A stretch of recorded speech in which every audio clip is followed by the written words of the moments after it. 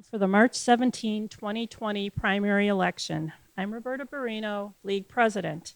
Thank you to all the candidates, the audience, Lake Park High School, and videographer Tim Johnson for spending this sunny Sunday afternoon with us. And thanks to Tim, you will be able to watch the forum in its entirety on our website, www.lwvrb.org. We are also FaceTiming our proceedings to allow even more people to view today's forum. Our nonpartisan policy is as follows. The League of Women Voters of Roselle-Bloomingdale does not support or oppose any political party or candidate. The purpose of candidate forums and debates is to allow voters an opportunity to hear candidates discuss issues face-to-face, to stimulate public interest in the campaign, and to provide the candidates an opportunity to engage with their constituents. Events of this nature are important for the education of voters as well as the political process in general. It gets candidates in front of their potential constituents and allows two-way communication.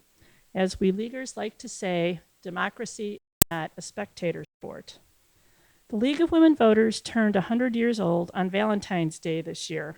The League is proud of our rich history tied to the suffrage movement. We are the only organization founded before the 19th Amendment that is still in existence today.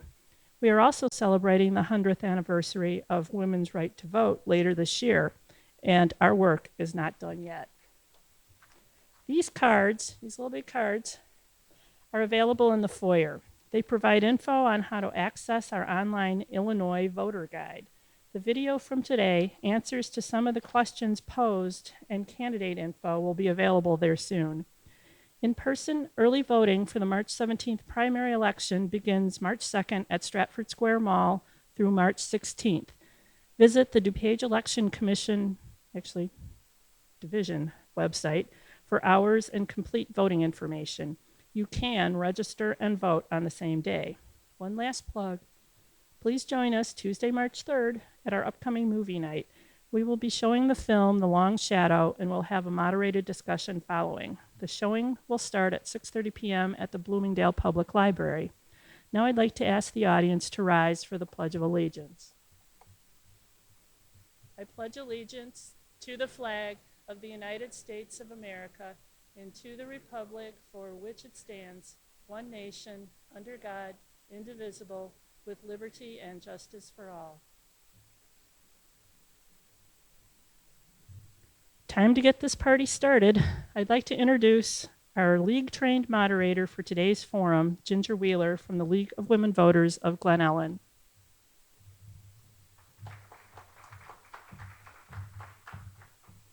Thank you, Roberta.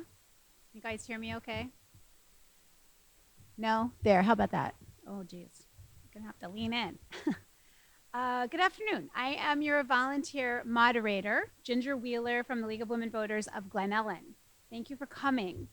Candidate forums such as this one, co-sponsored by the volunteers from the League of Women Voters of Roselle-Bloomingdale, provide a nonpartisan venue to give the general public an opportunity to participate in the electoral process by asking questions of the candidates about issues that concern them. This is a terrific opportunity for civic discourse, and I encourage you to ask your questions of the candidates. Your questions can be written on the cards handed out and collected by League volunteers to be read by the moderator, me. The League, as a general practice, conducts candidate forums in this manner to ensure the questions are appropriate and to avoid duplication of questions, as well as to maximize the time we have allotted. We will do our best to read each question asked. The candidates have tossed a coin to determine who will give their opening statement first. At least these candidates have. Some of the candidates have not done it yet, but they will. Then once we start reading the questions, the second candidate will answer first, and so on. We will continue to rotate who answers the questions first after that. Candidate questions and responses are timed. I am to enforce the timing, so I may have to interrupt in order to keep things fair and equal. The timers are right there, right in front of the candidates. League does not condone empty chair debates. In the case that an invited candidate cannot make it to the forum and there is only one other candidate, the participating candidate will have the opportunity to make a three-minute introduction, but will not receive any questions. Audience members are free to meet the candidate after the forum to talk privately if they wish. On behalf of the League of Women Voters and the audience, we thank the candidates for participating. The candidates listed by the Illinois State Board of Elections, which cover Roselle-Bloomingdale and in which there is a contested race, were invited to participate today. Some candidates declined to attend for various reasons, and a few did not respond by the RSVP deadline. Please join me in thanking the volunteers from the League of Women Voters of Roselle-Bloomingdale and who are here to assist with timing, collection, and sorting of your questions for the candidates. Give them a little round of applause.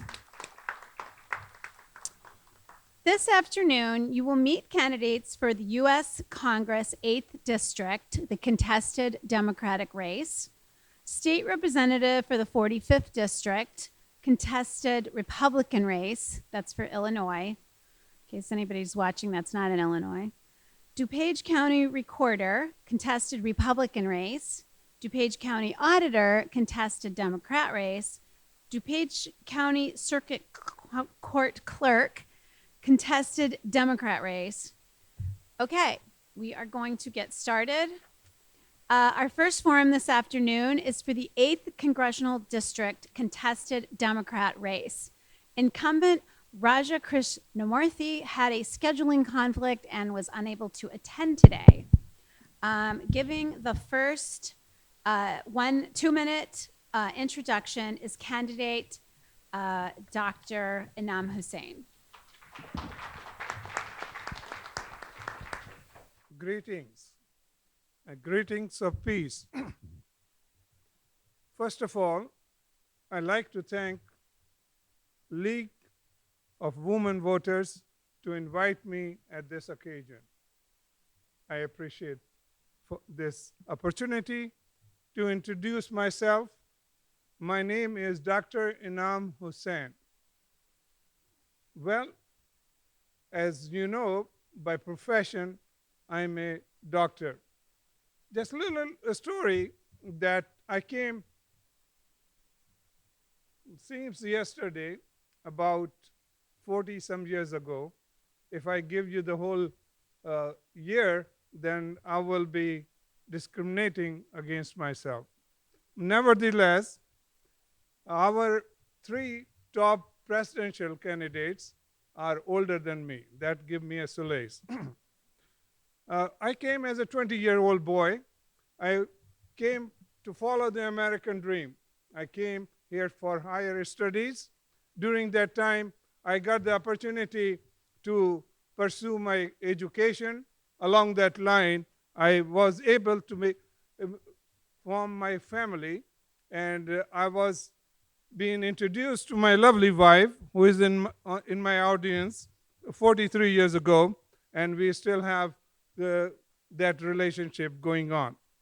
That shows that we are people with commitment. We are the people, if we take responsibility, we fulfill that. Along that line, I was not came as a doctor. I have studied and earned my doctor's degree while I have 15 seconds left. I thought it was 2 minutes. Anyway, so let's move forward. Why I'm running? I'm running to change the course of District 8, where our representatives are standing on the wrong side. I am on the right side, and we will continue on that, along that line, when I will get the opportunity. Thank you very much. 2 minutes went very fast. Yes, 2 minutes does go extremely fast. Our second candidate is candidate William Olson. Candidate Olson, if you would like to come up to the podium, or you could sit there. May I sit? Yes, I'd. Okay, whatever you want.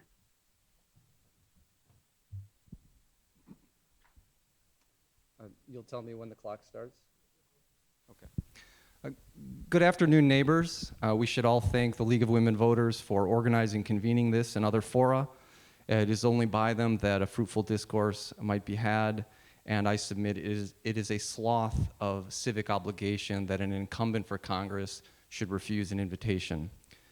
For 3 years, millions of Americans have legitimized a craven despotism wrought by elections of dubious expression. My opponent was first elected in 2016, an election which causes historians to quiver, civic participants to fulminate, decent persons to blush, and an incumbent from Illinois to celebrate. My opponent repeats honorable rights of title to a dim conceit of presidency. He writes feckless bills and hopes a criminal will sign them into law. And he appears in public fora to propagandize, deceive, and legitimize fraudulent governance.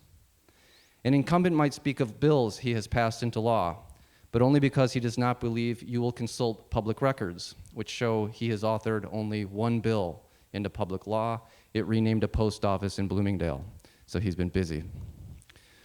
Friends and neighbors, our political circumstances are severe.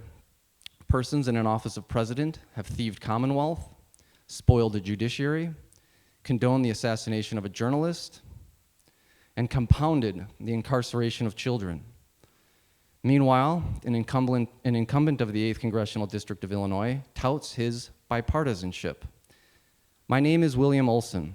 I am a candidate for the United States Congress, and by no banality of bipartisanship will I ever bow to an opposition as depraved and undeserving of trust as it is semi-literate of law.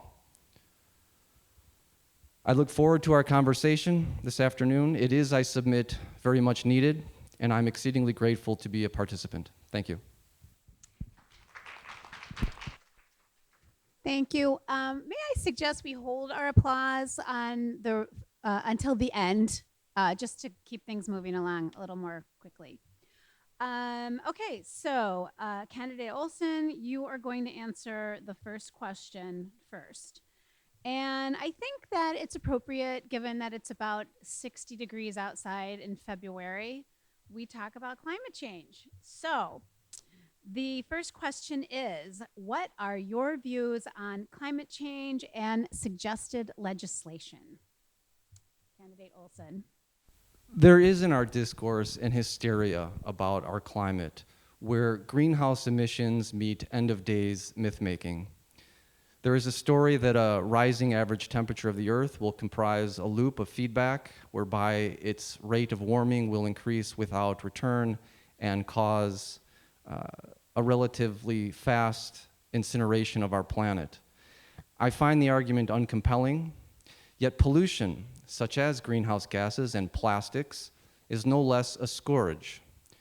And I submit persons are ignorant who presume metric tons of oil pumped from the land and torched into the air as inconsequential.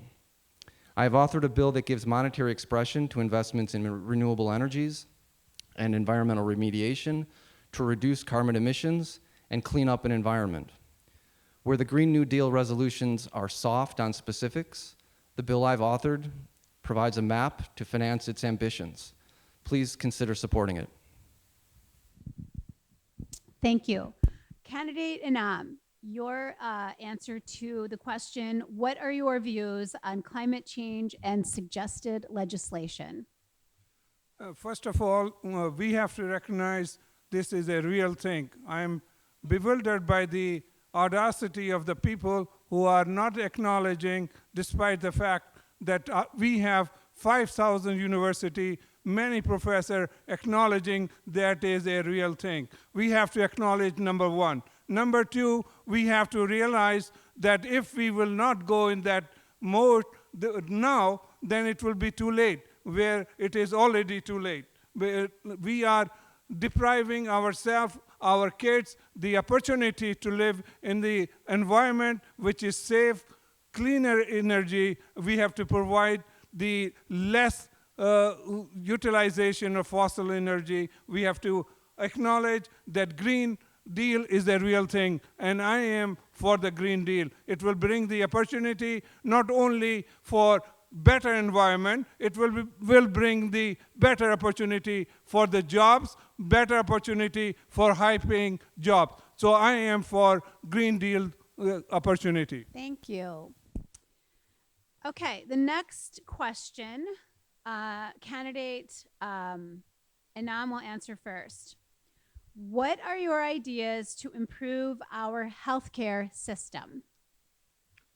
Well, as I was about to say that I'm a healthcare provider and I'm a healthcare activist throughout my career. I am for the people to the disparity of healthcare has to be reduced. We have to go in the route for Medicare for all because that's the only way we can encompass the people who are not having the insurance currently. We have right now Obamacare, which is not have been providing the coverage for almost 20 more million people. We have to create the system which will not depend on the greed of the pharmaceutical company or middle providers. We have to create, this is the issue of human rights. Healthcare is a human rights, and we have to provide that opportunity for all. Medicare for all would be the real solution for our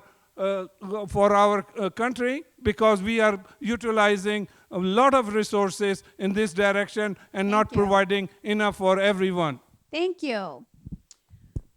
Candidate Olson, would you like to answer the same question? What are your ideas to improve our healthcare system? Thank you. Our healthcare system is one of the most regressive assessments of tax you might imagine. Since 1902, Americans have invested their labor into the National Institutes of Health, and the fruits of those investments have been enjoyed by health conglomerates, pharmaceutical manufacturers, instrument manufacturers, and the insurers. There is a bill in the US Congress presently, the Medicare for All bill. It is, in effect, universal health care. I submit it is time to cut the snake at the head where patient treatment is delivered and eliminate the pernicious motive of profit in our health system. Thank you. Okay, Candidate Olson, you will answer this next question first. Do you support the elimination of the Electoral College? Why or why not? Yeah, I might ask, why not? It's been a part of our Constitution since its inception, and the consequences are such that we have a despotic rogue who presumes powers of presidency. Our Electoral College has failed us in recent past, certainly in my lifetime, and I see no reason why the Constitution cannot be amended. I've authored an amendment to the Constitution to give new life to the Equal Rights Amendment.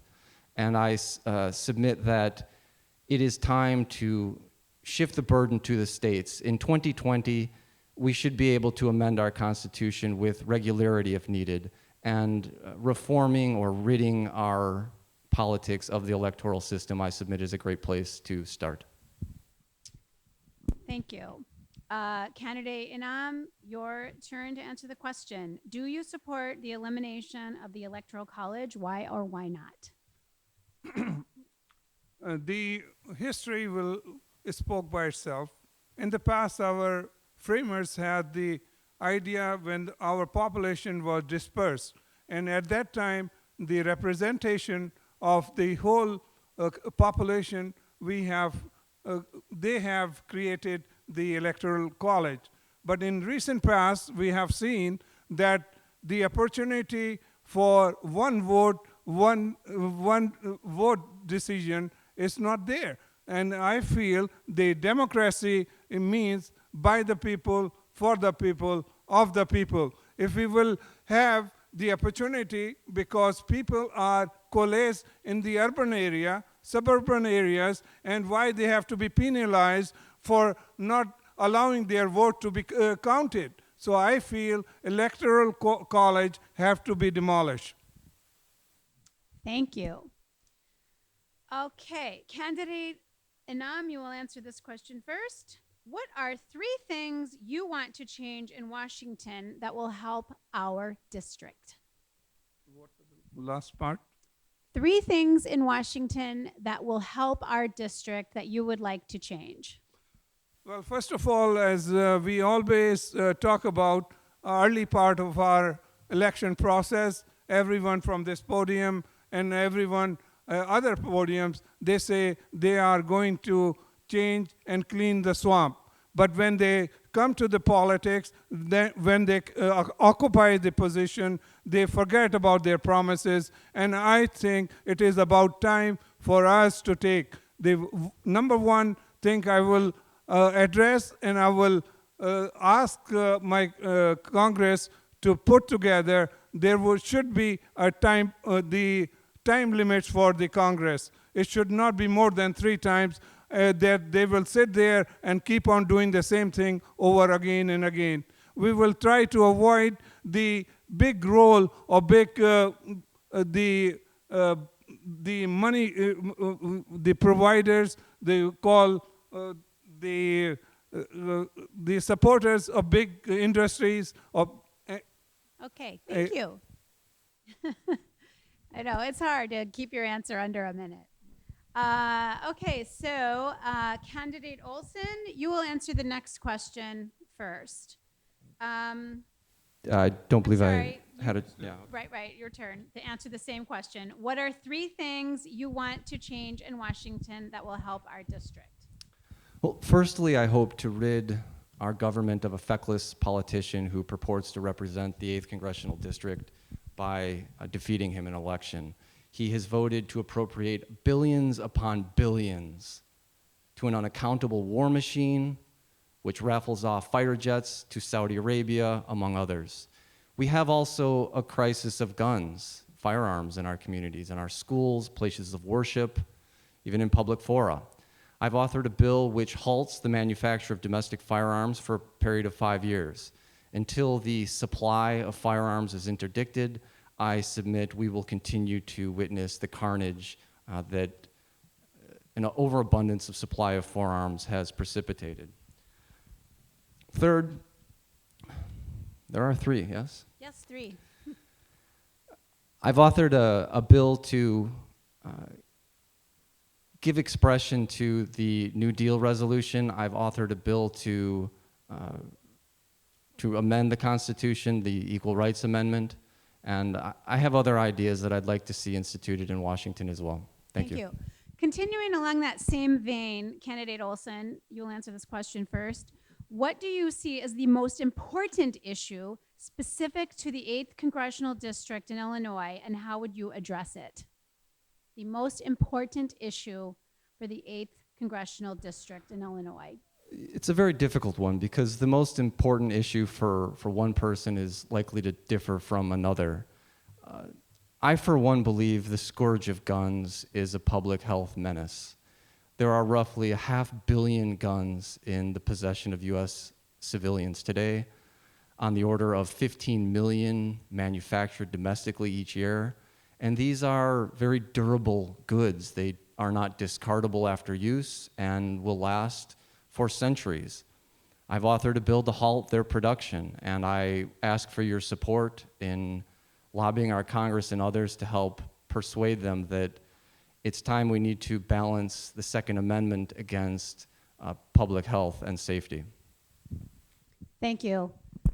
Candidate Inam, your turn to answer that question. What do you see as the most important issue specific to the 8th Congressional District in Illinois, and how would you address it? Well, I think 8th District is not anything indifferent than any part of our country. We are facing the crisis of healthcare. We are facing the crisis of education. We are facing that our middle class are shrinking. So in order for all 3 of them to be deal with, our infrastructure have to be improved. We have to curtail our defense budget, which is unnecessarily expending. So one thing would be raising the infrastructure, which will bring our jobs, better paying jobs within the community, within District 8. Thank you. Candidate Inam, you will answer the next question first. And the question has to do with Social Security. What are your plans for Social Security? Social security is the only part our elder has. They have already contributed throughout their lives. And I know the story of my wife's grandma. She was worked all their life, 78, 80 years old, and still she has to struggle between the social security, limited amount of money to pay her bills or to go after her medicine. So here we are to limit the social security. Our eyes are on those who are already contributed and they have little resources left and their energy to amplify their income. And I feel there is a already bill in Congress where we have to limit the taking away from Social Security. We have to guarantee next 10 years that they will be solvent, and this way we will increase improvement in the Social Security. Thank you. Candidate Olson, the question now turns to you. What are your plans for Social Security? Imagine a government as depraved as to train, arm, and send into battle young citizens, and to propose cutting benefits to persons who are old or ill. It is a shameless dereliction of a Congress to contemplate cutting social services when it torches trillions of dollars into an unaccountable defense industry. Social Security should be strengthened, protected. It is one of the crowning accomplishments of the United States Congress, and I would indeed support it and oppose any efforts to roll back any benefits or age of qualifications. Thank you. So we talked about Social Security. Let's turn our thoughts to college tuition. What are your thoughts on free college tuition? Candidate Olson, you will answer first. I think it's a fantastic idea, and I think it's incumbent upon a Congress to make contingent funding for education on tuition-free curricula. We, in effect, subsidize all of our public education at the college and university levels, yet much of it remains unaffordable to a great number of persons.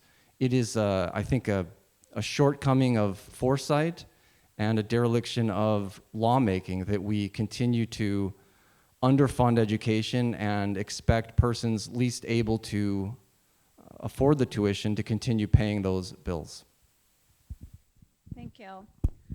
Candidate Inam, what are your thoughts on free college tuition? Yeah, I think a country like us, we have to provide the free college tuition. We have the next generation who can create new jobs, who can provide us the energy for our future. So we have to empower them. We have to take the burden of the college tuition. So 4-year college, I'm for free education. I also go as far as the loan, college loan has to be either deferred or they have to be taken responsibility by our government. We can bail out the industry like GM, Chrysler, and major industrial apparatus, but we cannot bail out our young generation who are the one who will be making this country great again. Thank you. All right, question 8. How long should former politicians be allowed to be lobbyists?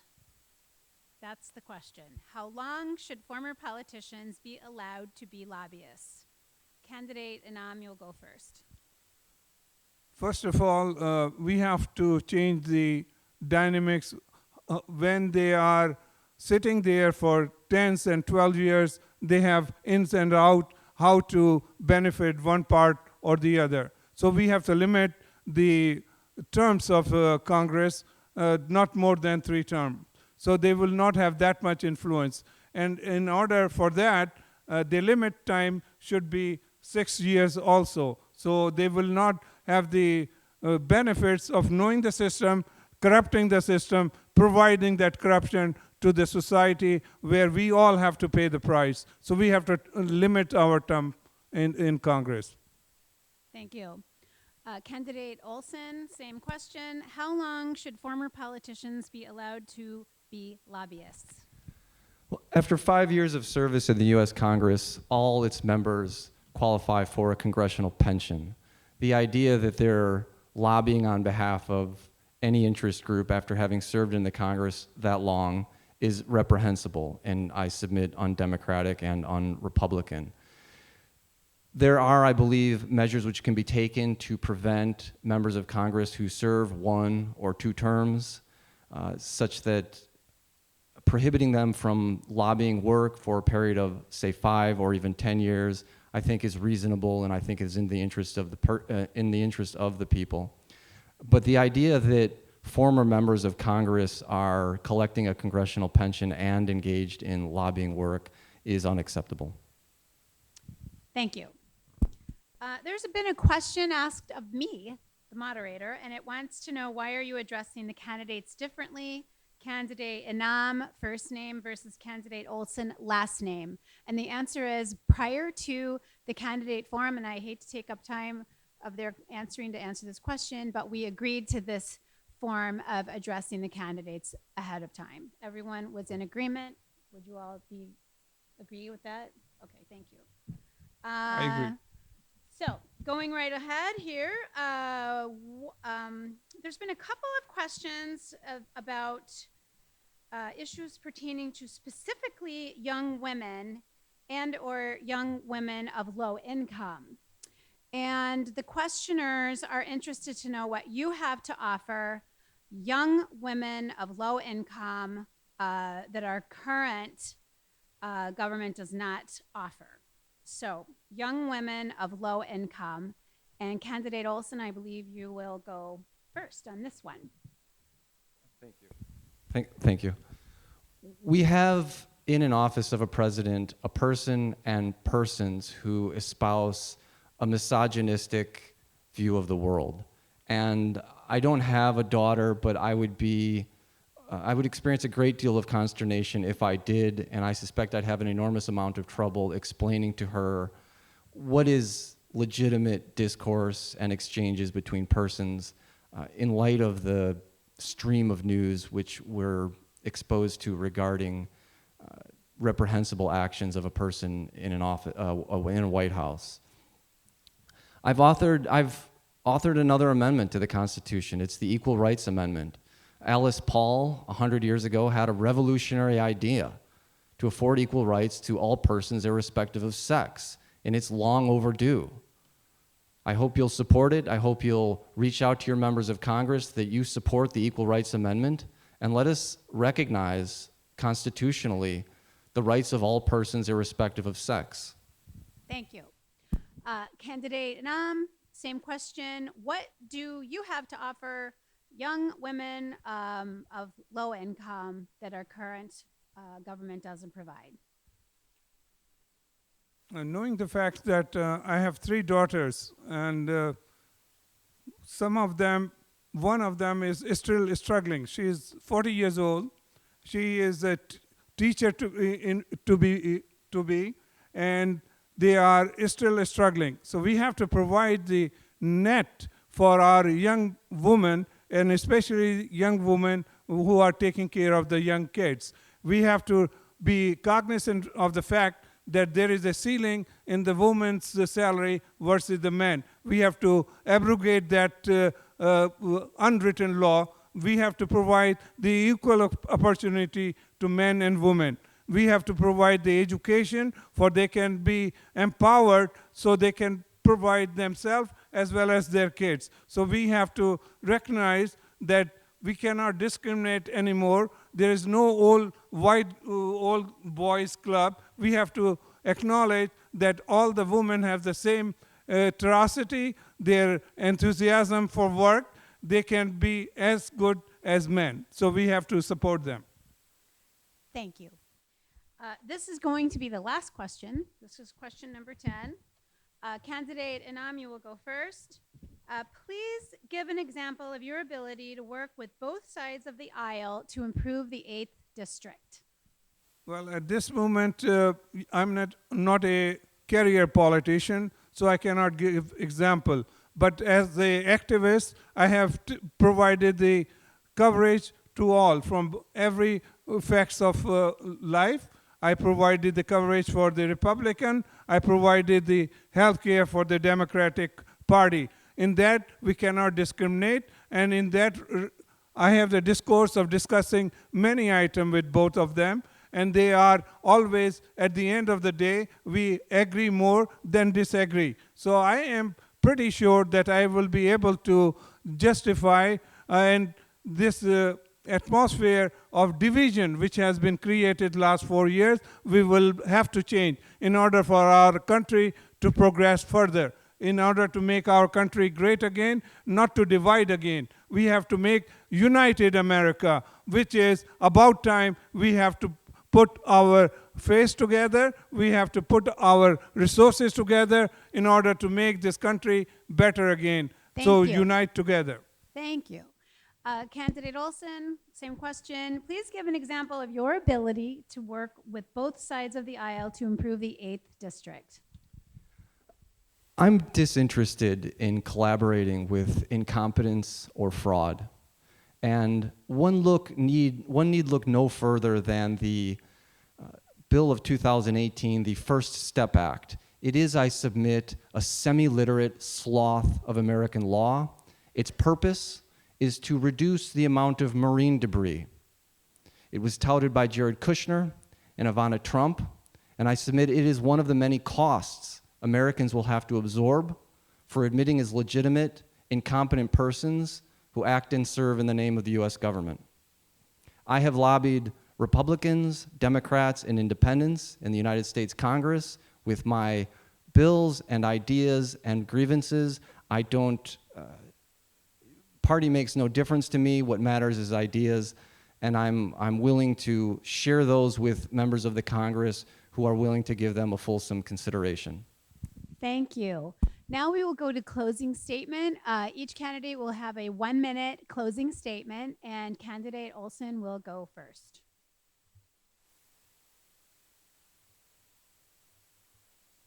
"100 years ago, the states ratified the 19th Amendment. Illinois was the first of which to do so, and so this discourse, by virtue of its place, extends an argument begun over a century ago. Yet the right of suffrage did almost nothing to redress women's rights of property, speech, due process, or privacy. So Alice Paul, then president of the National Women's Party, authored the Equal Rights Amendment. 50 years it took the US Congress to pass that resolution, and when they did, they gave the states 7 years to ratify it, a compromise, if you will, in the name of bipartisanship. Last month, Virginia became the 38th to ratify it, yet it's 40 years too late. Recently, Ruth Bader Ginsburg declared the amendment's expiration had passed and that she would, quote, like it to start over, unquote. I would also like it to start over. I've authored an amendment to the Constitution, the Equal Rights Amendment. Please read it. I've left it on one of the tables out front, and I hope you'll support it. Thank you. Thank you so much. Candidate Inam, your 1-minute closing statement, please. I was not able to finish my starting statement. I'm running for the betterment of this country. I'm running for the human rights here and human rights abroad. Human rights here means healthcare, education, wise immigration policy, and considering the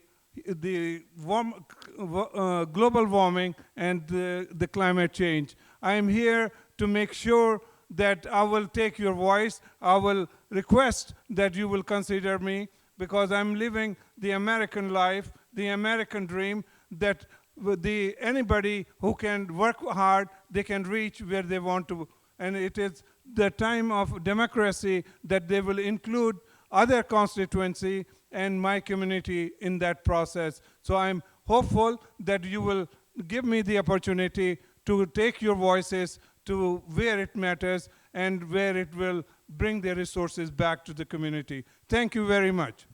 Thank you. Please join me in thanking both these candidates for putting themselves out there and running for Congress.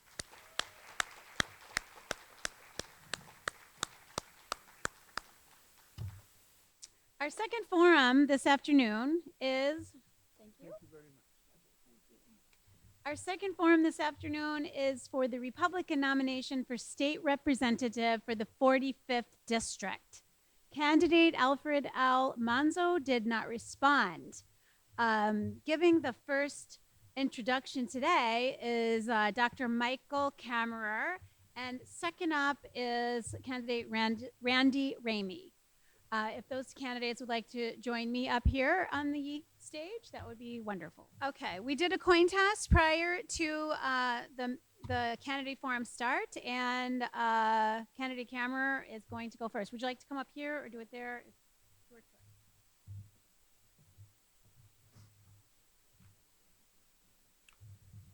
Good afternoon, folks. Make sure we're going here. All right. I want to thank the League of Women's Voters for the opportunity to be here today, and congratulations on your 100-year anniversary. I am a lifelong resident of Illinois. My wife and I, Robin, have raised 3 boys here. I am a chiropractic physician, a community leader, and a Bartlett Village trustee in the town of Bartlett. In these capacities, I've always listened to the concerns of others and helped to the best of my abilities. In fact, I've always said that being a chiropractic physician is not much different than a politician, since we are listening to people's problems and working to fix them the best we can. As a Bartlett trustee, I've had the privilege to listen to people and find ways to help them. In fact, people were concerned about their safety in our town, and we were able to build a new police station, providing officers an environment that will lead to a safe community for our residents to years to come. People were unhappy with their water resources, so we were able to connect to Lake Michigan water and provide an abundant source of clean, odor-free water. And people said that they needed increased business revenue to keep to provide to our tax base, so we have worked hard to encourage business growth and now have 2 thriving industrial parks. And in fact, running for the House rep, in fact, when it comes to taxation, and Bartlett, for the last 6 years I've been there, we've kept the tax rate flat or decreased for the last 6 years. And in fact, we've actually repealed a utility tax as well. I'm running for the House position because I want to listen to people and work to make changes on their behalf. I believe people of Illinois would like to see less intrusive government, less property taxes, and term limits for all politicians. I believe that I bring a new voice and a new perspective to the issues in our great state, and I would appreciate your support on March 17th and your vote. Thank you very much.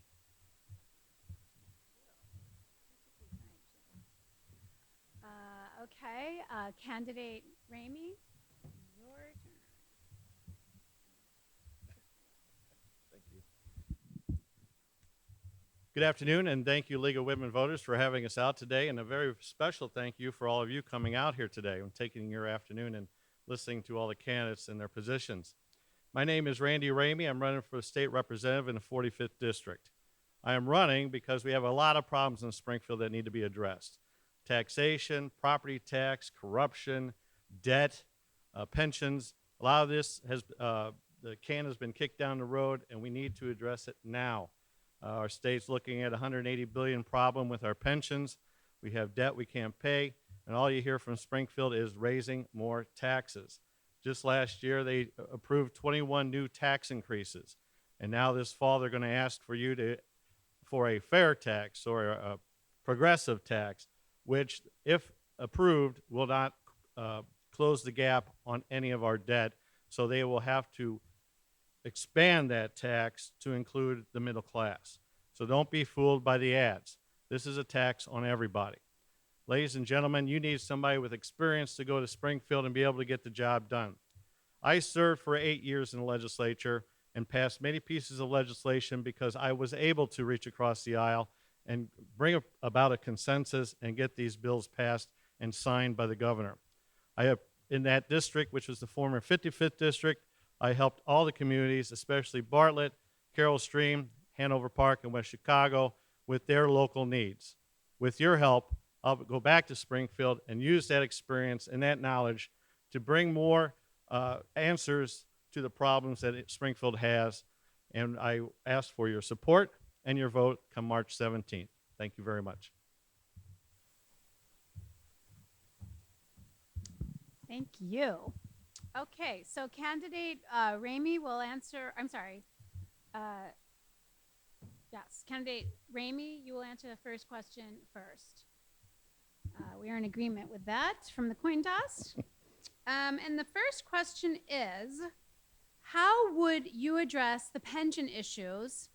Do you believe the state is responsible for assisting Chicago to solve its pension deficit? It's kind of a two-part question. Correct, thank you. The pension problem has developed due to the language in the Constitution that allows for COLAs and increases and additions.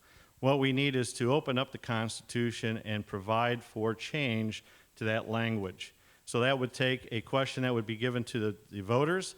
So far, the legislature hasn't addressed that, and that is a problem. So I would encourage, well, if I was elected to go back to Springfield, I would be introducing that bill to get that language on the ballot. Secondary for the Chicago issue, 30 years ago, they decided not to participate in the state pensions, and they opted out. And they've got the same problem as the state does, but they want us to go back and help them. It's their problem. They should figure it out. And I would say no, the state should not help them. Thank you. Candidate Kammerer, your turn. How would you address the pension issues? Do you believe the state is responsible for assisting Chicago to solve its pension deficit? Well, ultimately, the problem stems from not living within a balanced budget and spending more of the taxpayers' money than you receive. We need to evaluate areas of excess and make some tough choices about where we can cut back instead of continuing to spend and tax. Currently, we are spending approximately 1/4 of the state budget to fund pensions. It would be an unreasonable assumption that we would be able to continue to doing this indefinitely at the taxpayers' expense. So amending the Illinois Constitution's pension clause is a viable option. Changing how pensions are paid in the future, but continuing to meet the needs of those currently receiving pension payouts. And as far as the city of Chicago goes, the state could assist them in, as far as telling them to live within a balanced budget. And when the state takes care of the pension deficit, it would have an effect on the city of Chicago as well. Thank you. Thank you. Okay, keeping along with finances, this question, and candidate Kammerer, you will answer first. What are your thoughts on the proposed graduated rate income tax? Well, I don't think you can keep taxing the rich and ultimately the middle class out of Illinois, which is what's happening. And we certainly live in a society that's not all brick and mortar. So as we continue to tax the rich and they move out of state, the tax burden is going to fall back to the middle class and to the business sector, and we are not going to get away from having increased taxes. So I don't believe that we can increase taxes on the rich without hurting everyone else. So I believe that the graduated income tax will not benefit the rest of the population as we've been led down the road to believe. Thank you. Candidate Ramey, same question.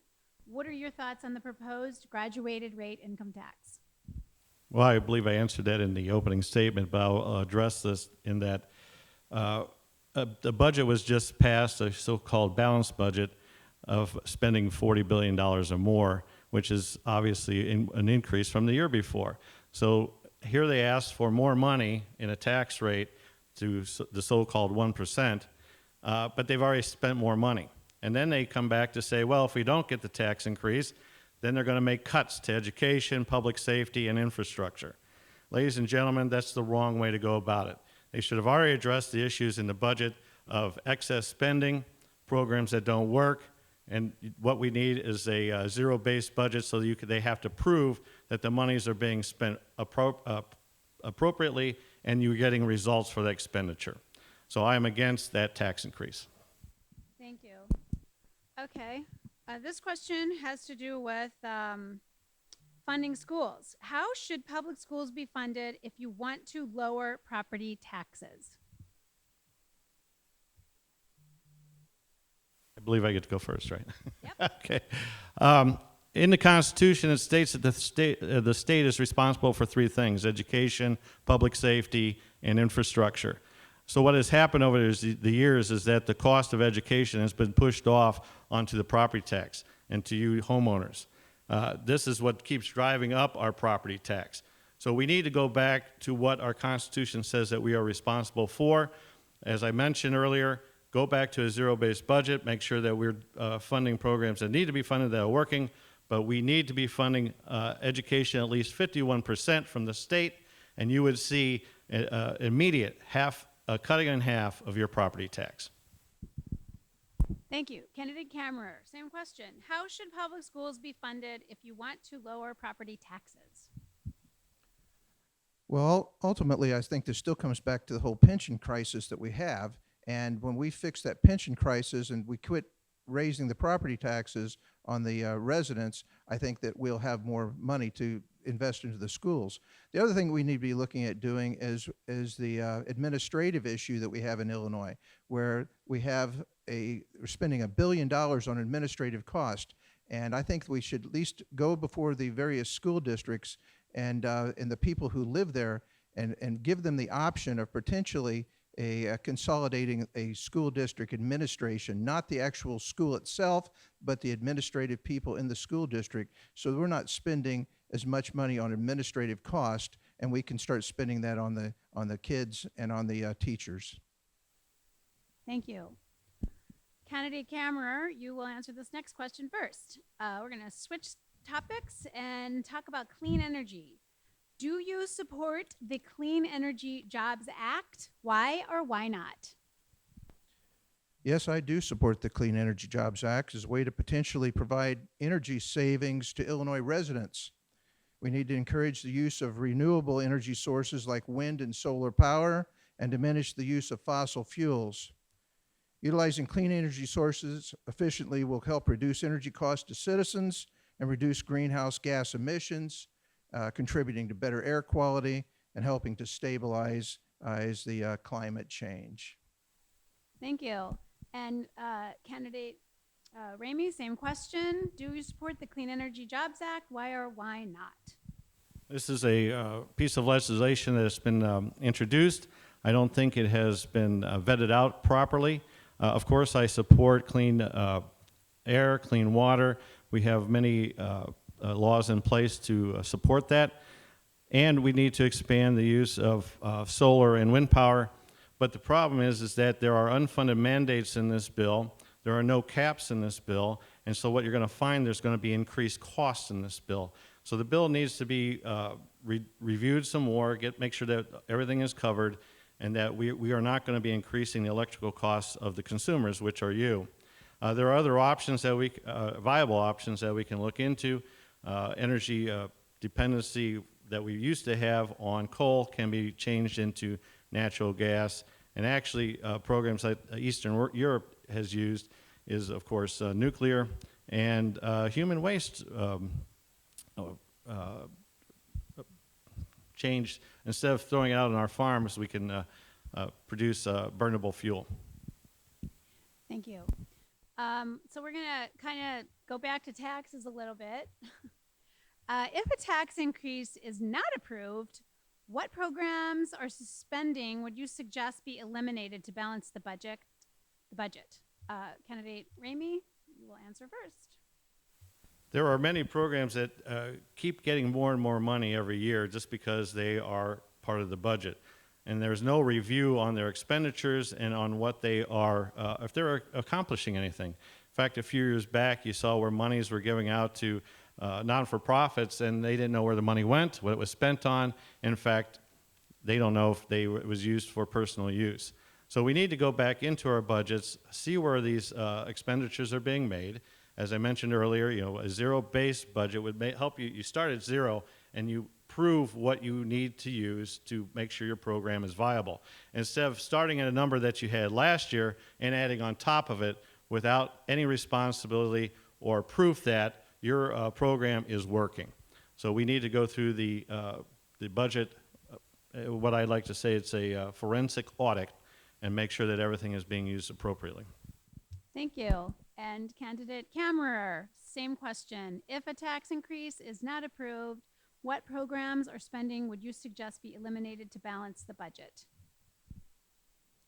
Well, I've already mentioned that I think that we need to address the pension crisis in Illinois, for one thing. That certainly is something that if we're going to not have a graduated tax, we need to address cuts in areas like that. I think we need to address the school administrative issues I've already mentioned. And I think these would be two easy ways to at least reduce some of the expenditures that we have in the state. And there's plenty of other areas that just need to be reviewed and looked at that I am not of an opinion on at this point in time as far as making comments of. Okay, thank you. You're going to answer the next question first. What actions would you support to change the redistricting process in Illinois? And would you support the Fair Maps Amendment? Candidate Kammerer.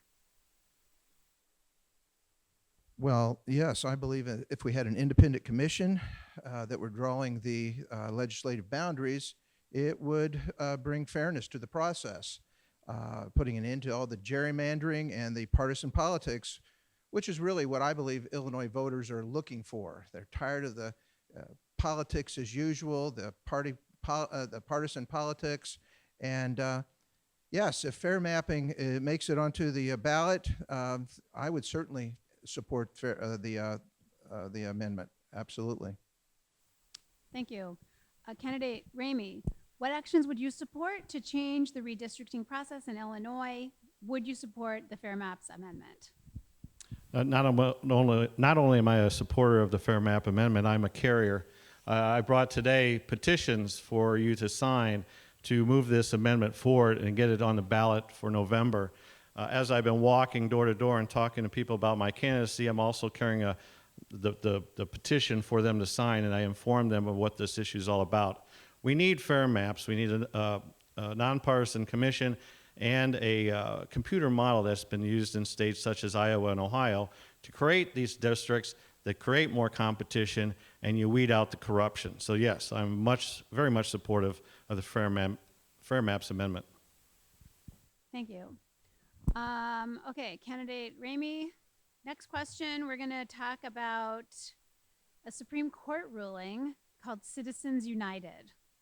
The ruling effectively freed labor unions and corporations to spend money on election communications and to directly advocate for the election or defeat of candidates.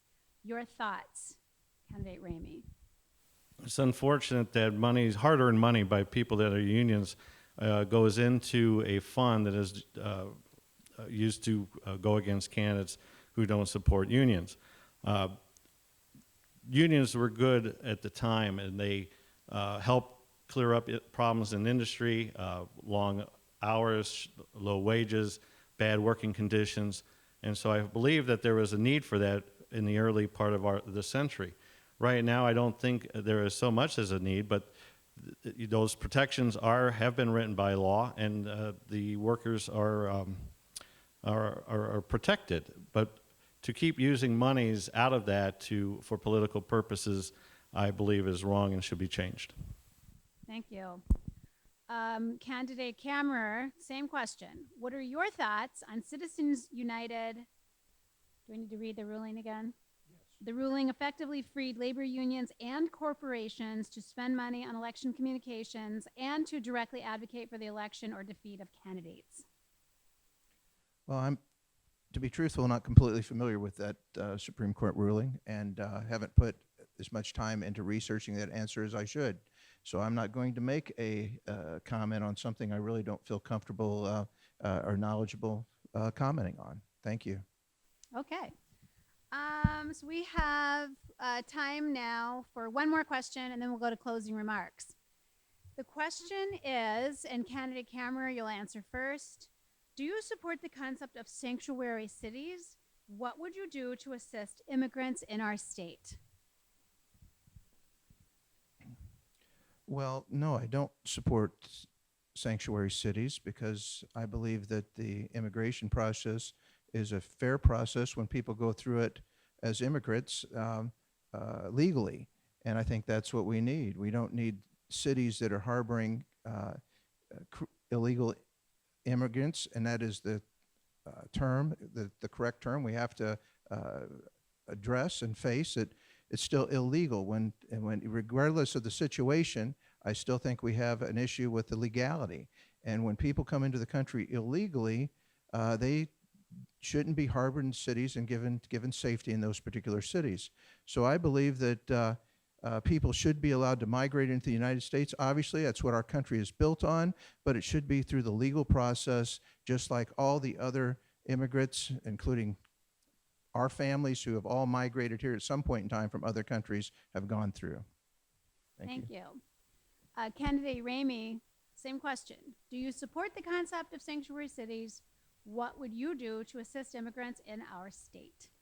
I do not support the concept of sanctuary cities or the sanctuary state as the laws were passed recently and signed by the governor. There is a definition in the Constitution under the 14th Amendment what is an immigrant and what is an alien. So these terms of illegal immigrant, undocumented and all this stuff, it's an alien or it's an immigrant. Immigrants are welcome here, and as our country was built upon immigrants, then we should continue to offer that ability, and I think the U.S. Congress should review these standards to make it a little bit easier for people to come in, because they come here for work, they come here for a better life, they come here for the American dream. Aliens, on the other hand, are breaking the law. They come here, we don't know who's coming here, and they're causing a burden on our tax systems and other amenities that are offered to legal citizens. So it's important that these laws be banished, getting rid of, and let's focus on the people that come here legally and give them the opportunity to work and earn the American dream. Thank you. Candidate Ramey, you're going to have your 1-minute closing statement first. Thank you, and thank you for your fine job up here keeping control of everything that's going on. Ladies and gentlemen, as I mentioned earlier, I have been a state representative. I have worked across the aisle. I have created and passed legislation that has helped this great state and our community. I believe I'm the one person that can go to Springfield and get things done. We don't have time to learn the process or learn who the people is you can talk to, not talk to. We should be talking to everybody, reaching across that aisle and working to make our state better. We have a lot of problems. We have debt, we have high taxation, we have out-migration of families and businesses, and we need to work together to get our state back on the right track and make it, again, a proud state to live in and to stay in, go to school in, and raise our families in. Thank you very much for coming today. Thank you. Candidate Kammerer, your closing statement. 1 minute, please. As a doctor, I've spent my career listening to people and working to fix their problems.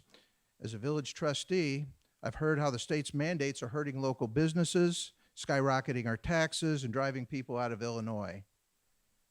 As a candidate, voters are telling me that they do not trust career politicians from either party to be their advocate.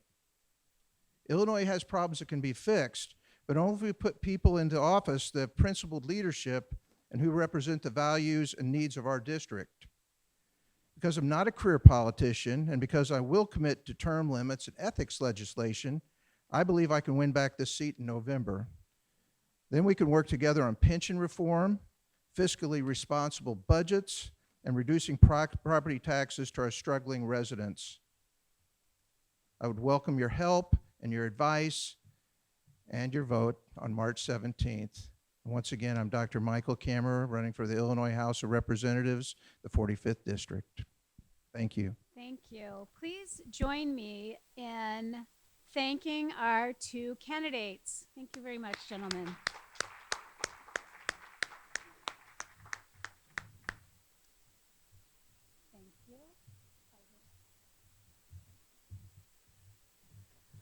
Okay. Part of the league's mission is to educate voters. The Illinois Association of County Board Members have published the primary duties of various county offices. For the county recorder, the main duties are as follows. Okay, hold on a second. Holy cow, didn't mean to read all this. Okay, the county recorder is the official land records manager for the county. The recorder is responsible for recording, archiving, and retrieving all documents submitted to the public by the public to be recorded. The most prominent being mortgages, deeds, and liens. Originally, the office was known as the Recorder of Deeds, but in light of the wider range of documents filed in the office, it is now known simply as the Office of Recorder. The main responsibility of the recorder is to record all documents transferring land in order to establish legal ownership. When an individual or a business purchases property, the seller gives the new owner a deed to the property. This deed is recorded and placed on record in the recorder's office. Mortgage and trust deeds are assigned when an owner borrows money are also recorded. The documents are carefully indexed and cross-referenced so that they can be retrieved by knowing the approximate date of the transaction or the name of the buyer or seller. The recorder's office also maintains records of all subdivisions platted within the county. A subdivision plat is a detailed map which defines such specifics as lot sizes, lot number, outside boundary lines, and utility easements. The developer must present the subdivision plat to the county board or municipality it lies within for approval before the plat can be recorded.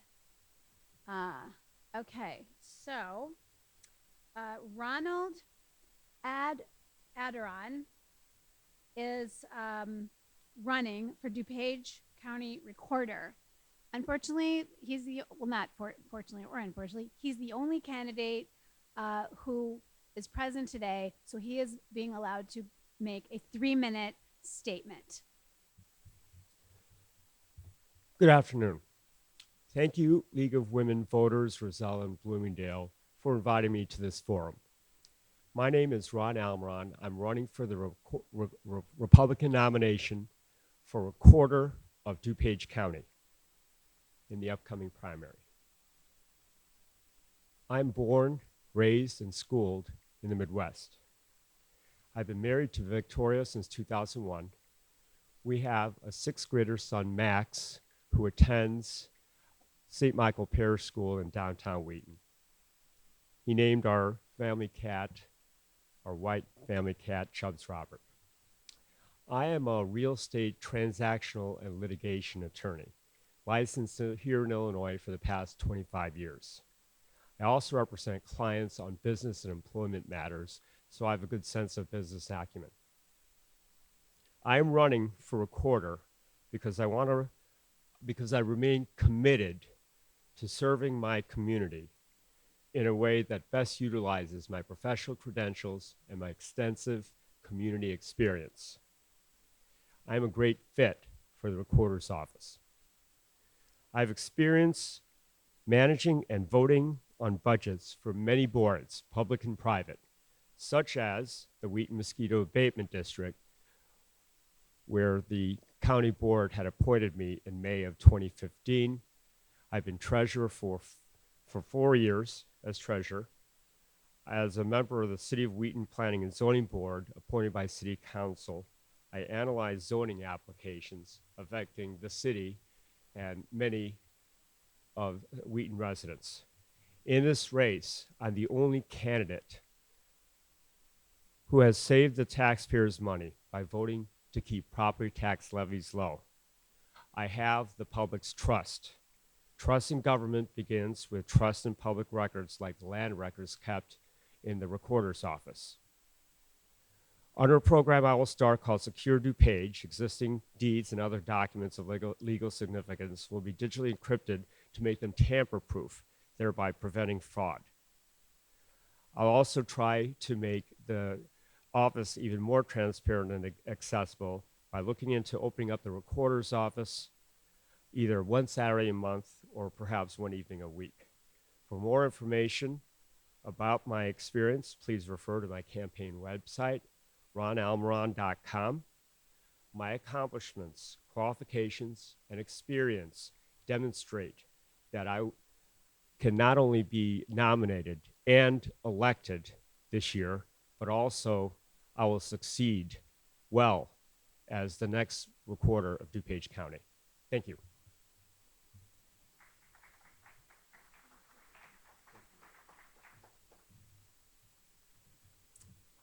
Thank you, candidate Almiron. Okay. Our next race is for DuPage County Auditor. Neither of the two Republican candidates responded to our invitation. Both of the Democratic candidates are here today. I'd like to invite them to come up on the stage. They are Bruce Fogarty and William Bill White. Please feel free to come on up, gentlemen. For the county auditor, the primary duties, you can, if you want to have a seat up there. The primary duties for the auditor are as follows. Again, this is according to the Illinois Association of County Board Members. Auditor. The auditor is the general accountant of the county. The auditor is the watchdog over all county funds and maintains the official records of all receipts, disbursements, and fund balances. It is the responsibility of the auditor to account for the millions of dollars received each year by the county and to issue warrants, checks, in payment of all county obligations. This includes distribution of tax dollars to townships, villages, school districts, and other county agencies. The operations of the county auditor's office are numerous, but essentially the office functions as the primary department for auditing county funds. Audit means to examine claims to determine whether they are just and legal. Claims against the county include any county board order authorizing disbursement of county funds.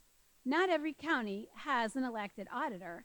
Illinois statutes provide that only those counties with a population over 75,000 must elect an auditor. There are 17 elected county auditors in the state of Illinois. Okay, so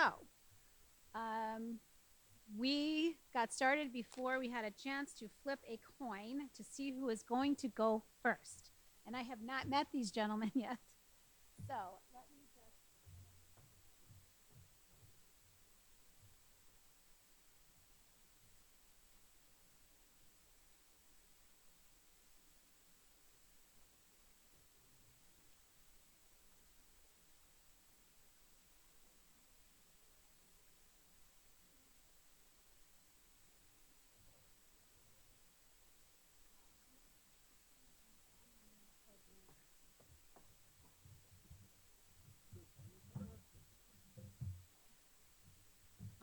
Alrighty.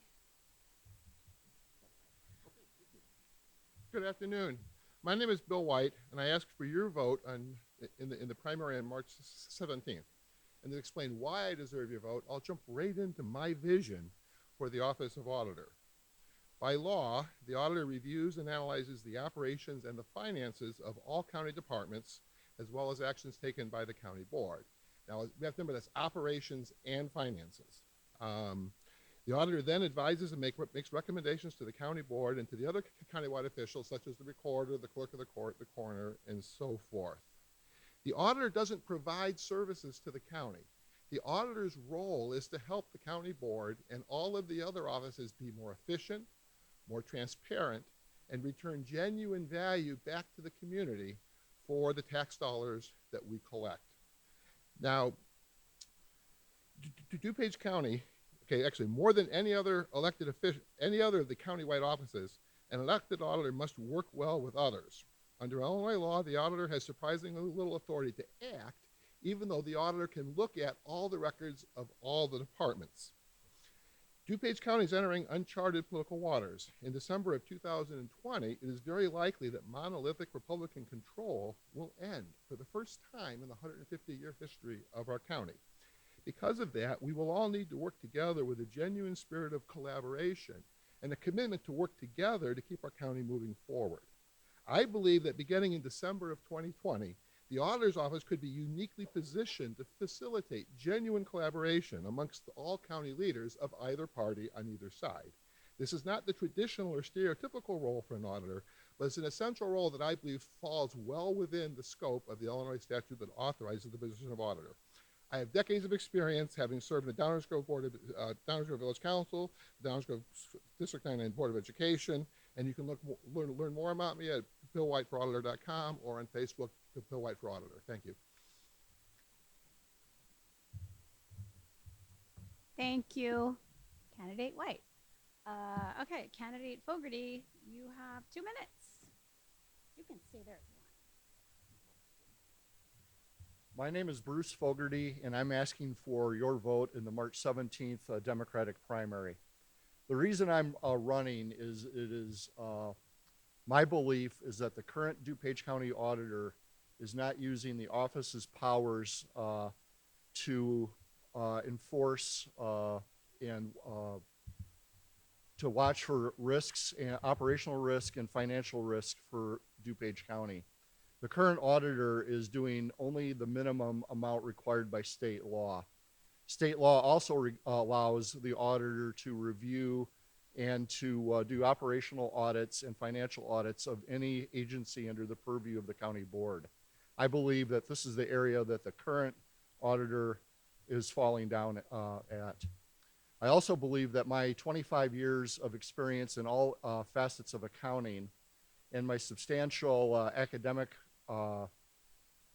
credentials and professional certifications will allow me to bring a unique 360-degree view on the operations of the county. I have done it all, and I have seen it all in the world of accounting, finance, banking, payment systems, and information systems. On March 17th, I'm asking that you consider voting for me, Bruce Fogarty, in the Democratic primary. Thank you.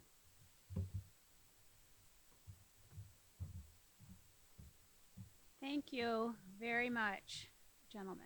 Okay, so Candidate Fogarty, you will go first to answer the first question. And the first question is, are there areas of DuPage County government that are not included under the auditor responsibilities that should be?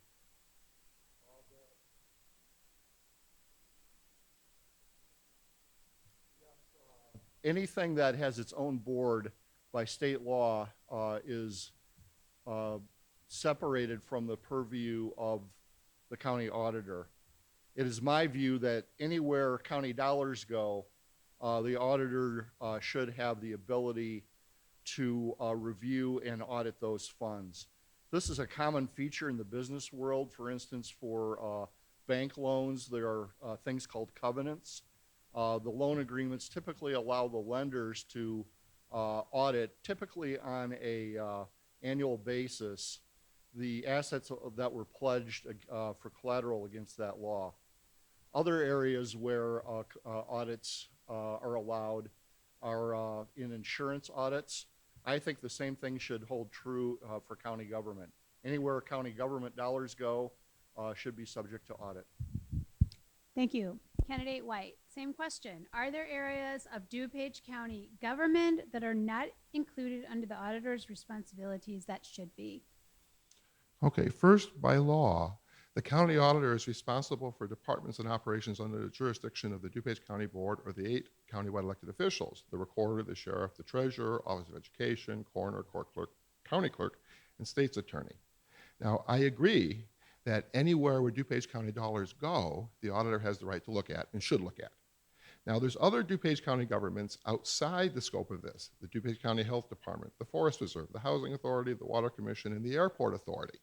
Now, for the DuPage County auditor to look at those departments outside of money that goes from the county would require a change at the state level. We cannot make a local change to give the county auditor authority, for example, to look at the Airport Authority. Maybe we should, but that's something that Springfield has to take care of. My priority, therefore, is to establish a good rapport and strong lines of communication with the county board and the county-wide office, as I mentioned earlier. And then no, I don't think at this point at the county level there's anything that we can expand. Thank you. Thank you. Okay, Candidate White, you will answer this next question first. What is the biggest challenge facing the DuPage County Auditor's position, and how will you resolve it? Well, first, and I like how the question is phrased, we need to see the distinction between the office of the auditor and the employees and the elected position that the two of us are running for. I believe the staff is really pretty much doing a good job now. There's a vacancy in leadership.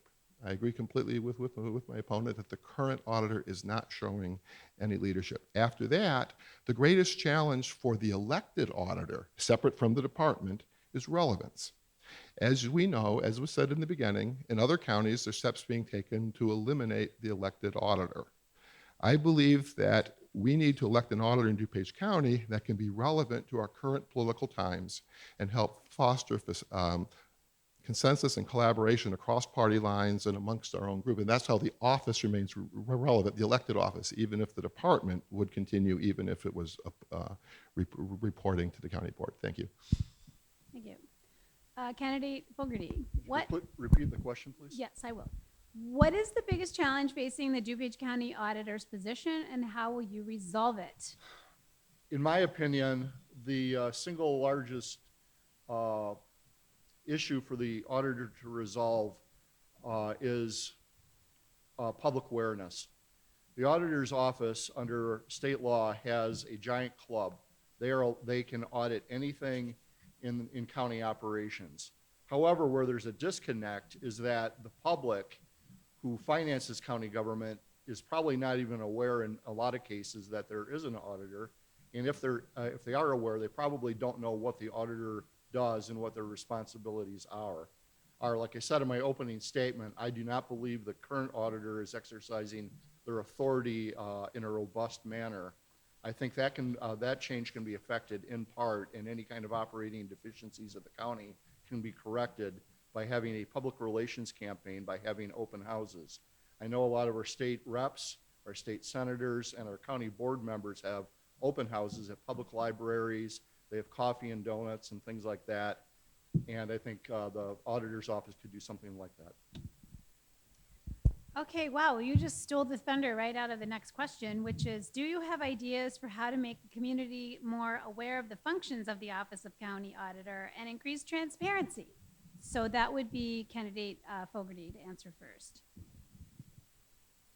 I know you just talked about it a little bit, but I really needed maybe you can talk about transparency a little bit. The way I could affect that is, like I mentioned, having open houses, going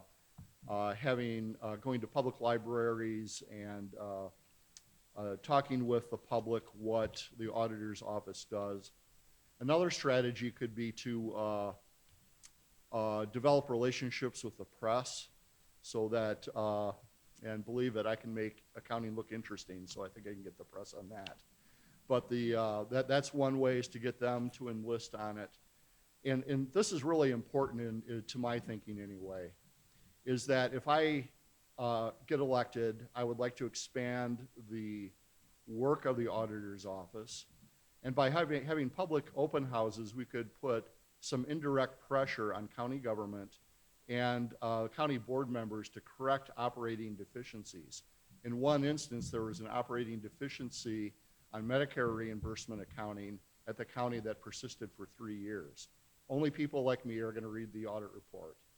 Thank you. And Candidate White, same question. Do you have ideas for how to make the community more aware of the functions of the Office of County Auditor and increase transparency? Okay, on day one of my term in office, I will direct the development of an online portal that will disclose all campaign contributions made by county vendors. The auditor cannot prohibit the awarding of contracts to campaign contributors, but we can shed daylight on that. That can happen very quickly. Long term, I would look to work with the county board and require increased routine public disclosure of all internal audit reports and the related information. But to do that, we need to work with the other county board members of other departments to determine what's appropriate and necessary to redact for purposes of security and privacy. My hope would be to work hand in hand with all of the elected officials to help them understand how promoting the role of the auditor can help all of the departments work with greater efficiency, greater transparency, and document that we are in fact returning value in the operations back to the community. Thank you. Candidate White, this next question you will answer first. And the question is, do you support consolidation of county offices? Why or why not? Well, those have to be looked at as on a case-by-case basis. And some might find this controversial, but I've looked at the recorder's office, and I believe currently we can successfully move that into the county clerk's office. And I would have supported it doing it sooner. We need to look carefully at other offices. For example, right to the office of auditor. Some counties have chosen to abolish the elected office of auditor and have them report to the county board or the chairman. I think that's bad policy. I think we need an independent auditor. We absolutely need an independent auditor, but we need an independent auditor that brings political value added to the equation. And the way you do that is that the auditor is seen as a teammate of all the others. You don't let anything go by that shouldn't go by, but you're there to help all the other departments be more efficient, more transparent. If there's funny business going on, you call them out on it and tell them that they better stop. But at the end of the day, the auditor's role is to help all of the other departments work better. Thank you. Candidate Fogarty, do you support consolidation of county offices? Why or why not? Yes, consolidation is an interesting word that gets people excited in a hurry, because when they hear it, that's usually when the thinking stops. And it's no one's fault. It's just it's a buzzword, I guess, is my point. Bill is absolutely correct.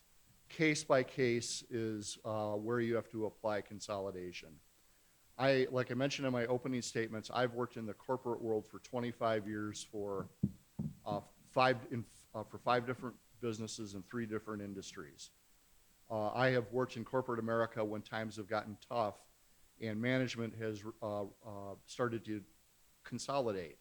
I have seen consolidation done very poorly in most cases and very well in a small minority of cases.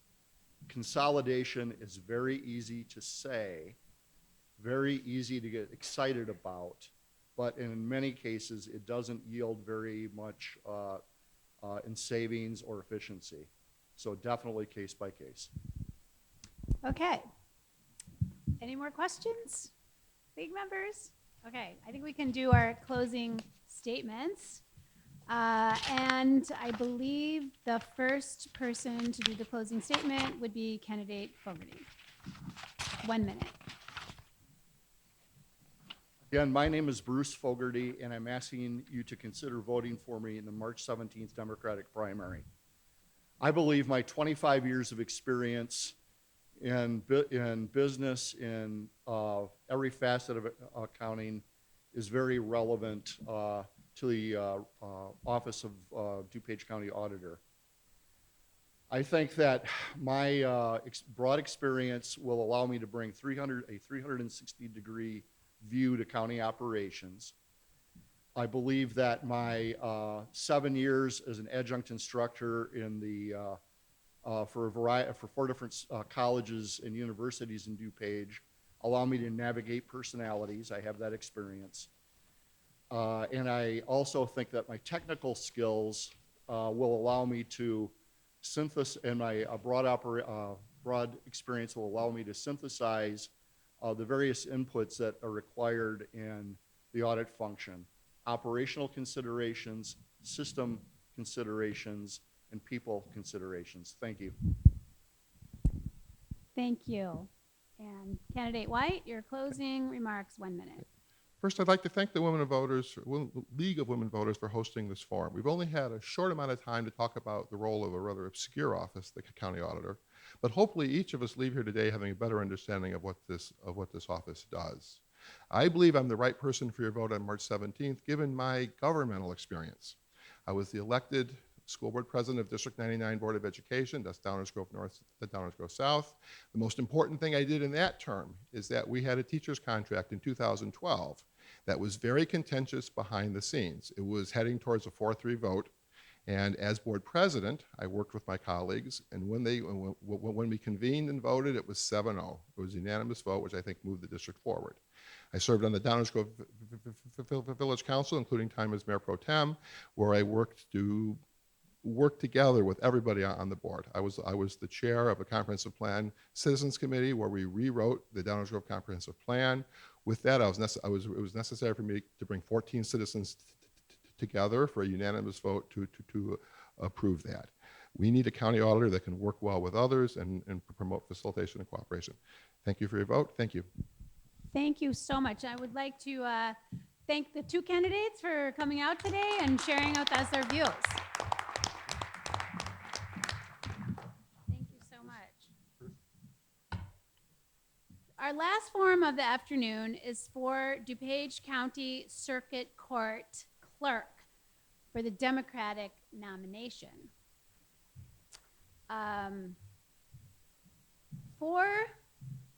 We have two candidates, Moon Khan and Candace Adams.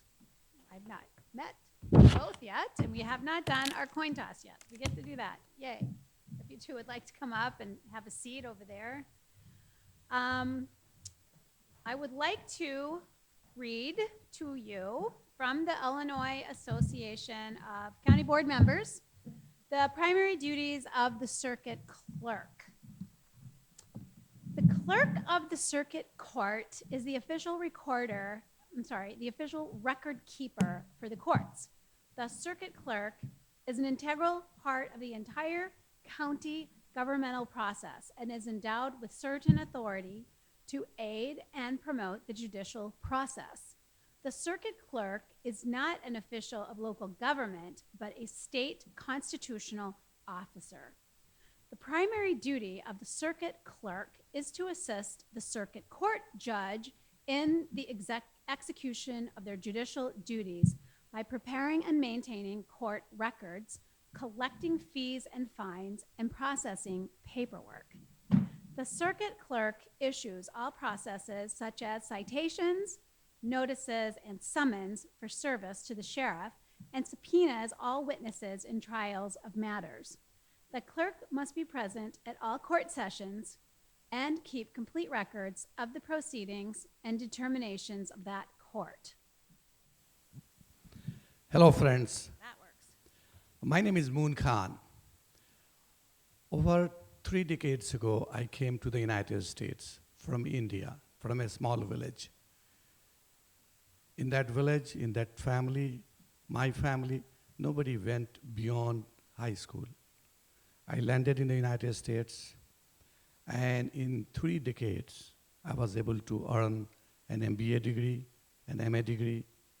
I settled here in Lombard. My wife is a CPA. We have only one child. He is a medical student. Why I'm telling you? This shows a person like me, an immigrant, who speaks English as the third language, can really dream big. And that's why I'm here, and that's why I'm running. I'm running because I believe in change. I ran in 2016 for a position against a person who was there for 20 years. And finally, that person is not running. So I achieved my goal. Now again, I'm running against a person who has been in the office for the last from 2004. And hopefully I will be able to defeat him. I'm not running for a lifetime career, political career.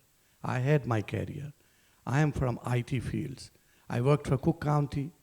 I worked for DuPage County in various offices. And that's why when I'm running, to be honest with you, to make changes and create awareness, I believe in term limits. And I hope you will agree with me that people should not remain in office for whole life. They should do something else. And for more information, you can visit my website, moonkhan.com. In 3 minutes, 1 minute, I cannot share with you the journey of my life. Thank you. Thank you. Candidate Adams, your 2-minute opening statement. Thank you. And thank you to the League of Women Voters for having us here today. So my name is Candace Adams, and we're running for clerk of the circuit court. A little bit about me: I'm a practicing attorney downtown. I run a department for the firm that I work at. It's one of the 3 revenue generating departments for the firm. I oversee a team of attorneys and other staff members, including an investigative team for the firm. Prior to going to law school, I worked for a company that does food and beverage nationwide at certain sports and entertainment properties.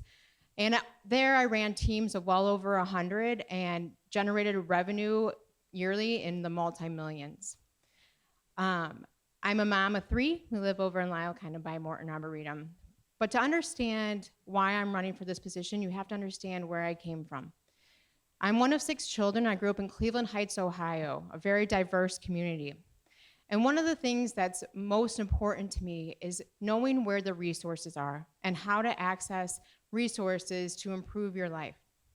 So there's 3 things that I'd like to do with this position. 1, I want to help with the modernization of the systems. I want to bring us completely from paper to paperless. I want to help with the training of the systems, both for attorneys that access them and other end users. But most importantly to me, I want to bring community outreach programs here to DuPage that happens in counties around us that provides resources to our community, things like expungement summits or amnesty days, things that help clear a pathway to jobs, military rank, military entrance, that really better the lives of our community members. So that's a little bit about me. It does go by quickly, so I also, before I forget to say at the end, can be reached at CandaceAdams2020.com. Thank you. Thank you.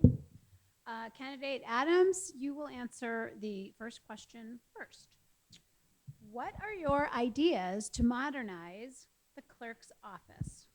Sure. So I think that because I'm a practicing attorney, I have the unique position of seeing how the system works, both from an attorney side and then from a member of our community that goes in to access the court systems. In my position as an attorney now, one of the things that I do is I access clerk of the circuit courts throughout the United States. So there's a couple of things that I think would really help modernize our systems. 1, I think that we need to develop a texting program to remind people of their fines, remind people of their court dates. There's been some success with this in other counties. I think that we need to bring this here to DuPage. 2, we need to modernize our website in a way that's user-friendly. So right now we have a very consistent website with the other departments throughout DuPage, but if you look at counties around us like Will, it's much more user-friendly to find the information that you're looking for. And 3, for attorneys, it's just a small thing, but when you go into the courtrooms to look to see what number court call or where the court call is at, it doesn't exhibit that. So one of the things I would really do to help attorneys is say what line that each courtroom's on throughout the morning process. Thank you. Candidate Khan, what are your ideas to modernize the clerk's office?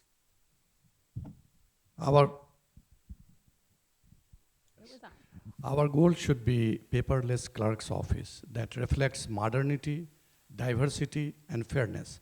A person should be able to pay the traffic ticket over the phone, and a scared lady gets the order of protection on her cell phone. That should be the goal, and that is called a paperless system. A regular folk feels at home same way as attorneys. Instead of being a White House, I would like to make the clerk's office as a rainbow house. People should not come there scared. Also, the antiquated reliance on handwritten orders on carbon papers is unreliable. We need to create an electronic filing platform under which orders must be communicated in the clerk's office, sheriff's office, as it happens in real time.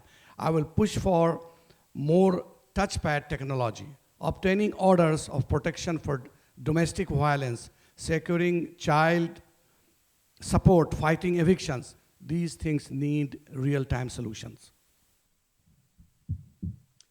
Thank you. Candidate Oh, geez. Okay, so candidate Khan, you will answer the next question first. Right? Didn't get off track there. Okay. How will you convince voters the clerk's position is important enough to care about? That's the third question. Well, I'm switching the orders up.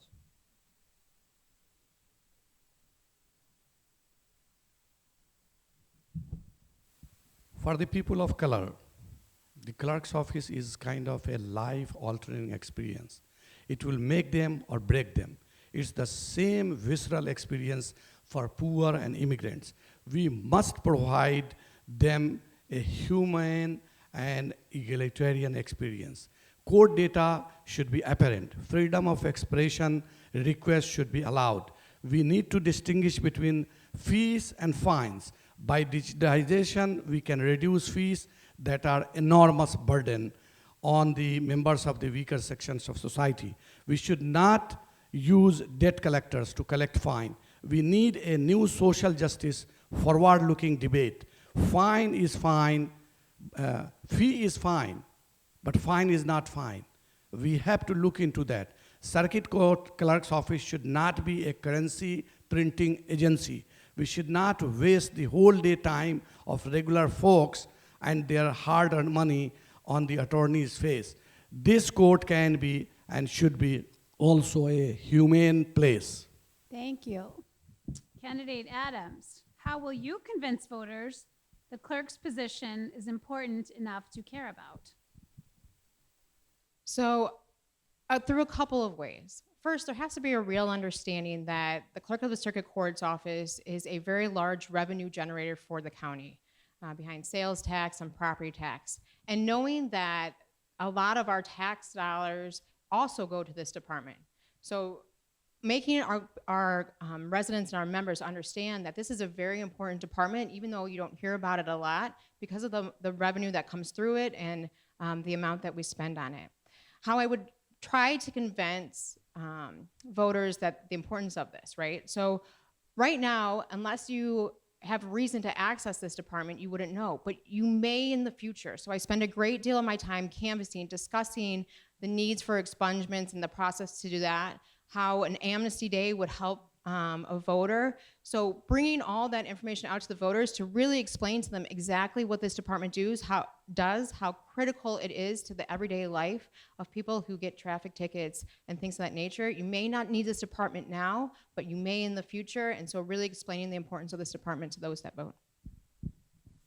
Thank you. Okay, question 3. And candidate Adams, you will answer first. What will you contribute to the clerk's position? I think that I have a lot of qualifications that makes me uniquely qualified for this position. My legal background as an attorney downtown that handles clerk of the circuit court's offices throughout the United States, I think gives me a certain knowledge of what documents are important in terms of like timely filings and what's the most things that attorneys are looking for when they go to access this site. I also, as a citizen of DuPage, know what it's like to have to go in to look how to pay a traffic ticket or a fine like that. I think I'm in a unique position to know how users of this system all across the board use it to know what changes need to be made. I also think that I'm uniquely qualified to do community outreach efforts to this. So I volunteered for the Expungement Summit in Cook County. I've done that work, and I think that it's something to bring here. I also spent close to 5 years working as a sexual assault advocate, responding to women and men in the morning hours at hospitals and helping them navigate how the court system is going to work for them. So I think that my experiences has made me uniquely qualified to bring certain assets to this position. Thank you. Audience members, please write down your questions on a piece of paper and hand them to the league volunteer. Otherwise, this is our last question. So I encourage you to think of something you might want to ask these candidates. We have a little extra time. Candidate Khan, will you answer question 3? What will you contribute to the clerk's position? Well, let me start with some other reforms which I would like to encourage. I will encourage translating legal forms in various languages because 33% of DuPage County people speak English as a second or third language, like me. Auditor will be asked to audit the general ledger system of the Circuit Court Clerk's Office. I will order a forensic investigation of all the bidding and procurement contracts. I will abolish patronage appointments and ban any political contributions from the clerk's office. In the end, let me share with you, I'm not an attorney, and I'm proud of that. I'm an IT expert, and you know, in Cook County, there is a lady, her name is Dorothy Brown. She is an attorney, and you know what huge mismanagement she has performed. I have worked in the IT field for about 20 years. Electronic filing, online ticket payment, and expungement procedures need IT skills. Hundreds of thousands of documents are filed, stored, backed up by document imaging. We would like to have document imaging services expanded to also sheriff's office and to a state's attorney's office, and in that way we can save money. Thank you very much. Thank you.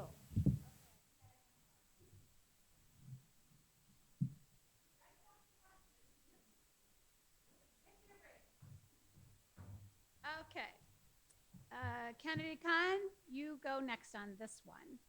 What are your thoughts on jury duty and the current process and how the current process works? Well, I have been blessed to attend at least 5 or 6 jury duties. So I know the first-hand experience. First of all, I lived in Cook County and here also in DuPage County. We need to make it more perfect in the sense that if somebody cannot come on that day, anything emergency happens, we should have a hotline. They say there is a hotline, but believe me, the person who is supposed to go there does not know whether his request has been accepted or not. So I would like to make that very important. Jury duty is a civil duty. Everybody should go there. A lot of people think that just because of the driver's license or voter's registration, they are being invited for the jury duty. I would like to make sure that this misconception goes away. And the last thing I will say, we have to do modernization of the system. We should have electronic email also. Those people who want to come or they don't want to come, they should be able to register that. Thank you. Candidate Adams, what are your thoughts on jury duty and how the process works? So my thoughts on jury duty is that we need to do a better job as a country is that making sure people get paid an appropriate amount of money when they come to do jury duty. And that's really the main issue that people struggle with, right? Because if your employer doesn't have to pay if you do jury duty. I was very fortunate to extern for a federal judge, and so got to sit and watch a lot of juries get picked. There's no greater job in our government than sitting on a jury and having to decide whether or not somebody is innocent or guilty of charges that are being brought against them. It's a daunting task, and I mean, in terms of how the process works, I agree that sometimes it's frustrating to have to show up for jury duty and not get called, and it does take out time from our lives, but I think it's very important, and I think that we should find better ways to make people want to participate in the system. Thank you. Candidate Adams, this question is for you first. How will the clerk's office integrate with the Election Commission under your leadership should you be elected? Integrate with the Election Commission. So certainly whatever resources the clerk of the circuit court's office can provide to the Election Commission to make sure that elections are being held fairly and securely is what that we would do. I'm not entirely sure all of the resources that the clerk of the circuit court can do in terms of the election commission. I think that our county clerk handles a lot of the election commission issues. But if there's resources that the department could devote to elections, making sure that they're fair and secured, then that's what I'd be willing to do. Thank you. Candidate Khan, same question. How will the clerk's office integrate with the Election Commission under your leadership should you be elected? Fortunately, I work for DuPage County Health Department as systems analyst, DuPage Housing Authority as director of IT. Also, I work for Cook County Clerk's Office in Chicago, and how I know how collaboration is important and how it can be executed. The most important thing where clerk's office, both clerk's office, I will use that, they can work on the document imaging system. In that way, they can reduce their expenses, and this can be done for both ways. Except I will not say anything that the circuit court clerk's office can do anything in terms of election, because that's a very specialized activity, and that should be done by those people who have been doing over the years. But yes, in terms of procurement of computers, in terms of document imaging, there should be collaboration and save money county-wide. Thank you. Thank you. Okay, well, we're going to have closing statements now. Candidate Adams will go first for 1 minute. Thank you. I really believe that it's time to look at this department to see how the people that are in charge are helping our community members with accessing the court's resources and the court systems. It's very important to me that when people walk into the courtroom, they feel like it's a safe place for them to be. And often our court resources, our court systems, have not been fairly accessible to all members of our community.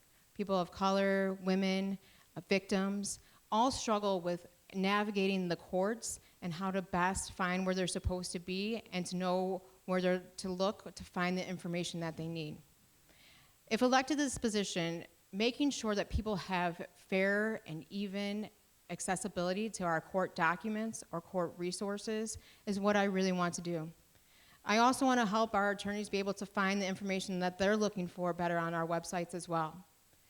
Again, my website is CandiceAdams2020.com for more information about me, and I thank you for this opportunity today. Thank you. And Candidate Khan, closing remarks. 1 minute. Friends, when you go to vote, you have to think, pay attention to 3 important points. Whether this person is highly qualified, I have 20 years of IT experience. System, whatever you have heard, it needs IT experience. The second thing is that, is this person loyal to the party? I ran for another position in 2016. I got 170,000 votes. In 2019, 18, 17, 16, I helped out dozens of elected officials, candidates, to get elected as a Democratic candidates. And that's why I have been endorsed by almost more than a dozen elected officials. The last thing is that whether this person can win and defeat the Republican. I have the experience of getting 170,000 votes in 2016. And you might have already seen my signs everywhere. You can go on my website, moonkhan.com. More than 100,000 people have visited that. You should do also. Thank you. Thank you. Let's give a warm round of applause for our candidates. That concludes today's League of Women Voters of Roselle-Bloomingdale Candidate Forum. Once again, I thank you for coming out and for your participation. I encourage you to learn more about the League by visiting their website at www.lwvrb.org.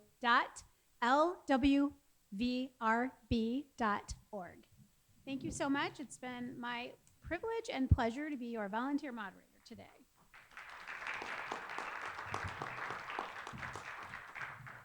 Thank you so much, Ginger.